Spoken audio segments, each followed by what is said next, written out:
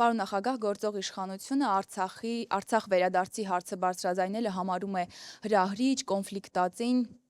պատերազմի վտանգը մեծացնող, դուք Արցախից եք, ես եւ Նինան ենք մեկ էլ այստեղ Արցախից, հիմա քանի, այսպես ասած, արցախցիներով հավաքվել ենք,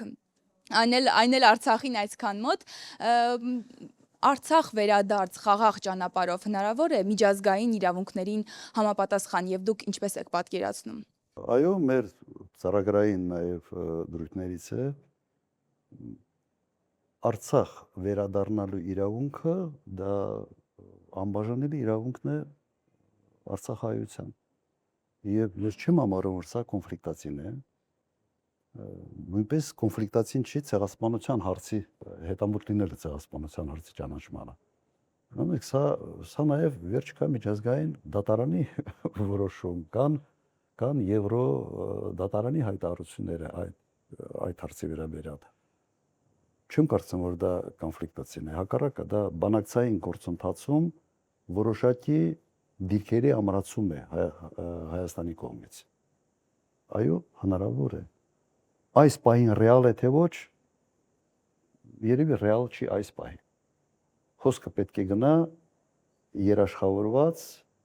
վերադարձի մասին։ Անվտանգ ավելի ճիշտ ձևակերպում մտամ անվտանգ վերադարձի մասին, այո, ռեալ է։ Եվ դժվար է դրա դեմ պայքարել իրականում։ Օրինակ Ադրբեջանի համար շատ դժվար է լինելու, ինքը պետք է հիմնավորի թե ինչու։ Եվ քաղաքացիական պայմանագիրն իր նախընտրական ծրագրում քայլ առ քայլ պատկերավոր նկարագրել է, թե ինչպես է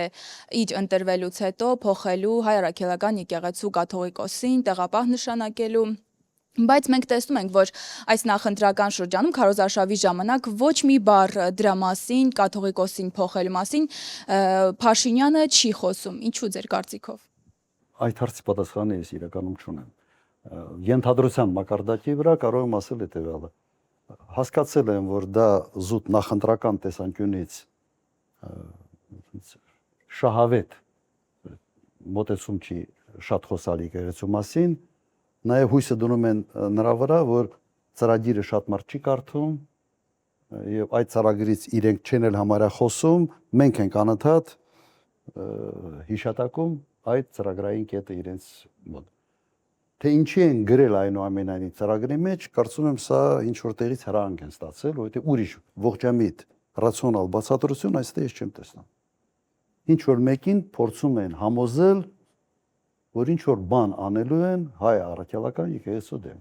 Հիշեցնեմ, հարձակումը սկսեցին, երբ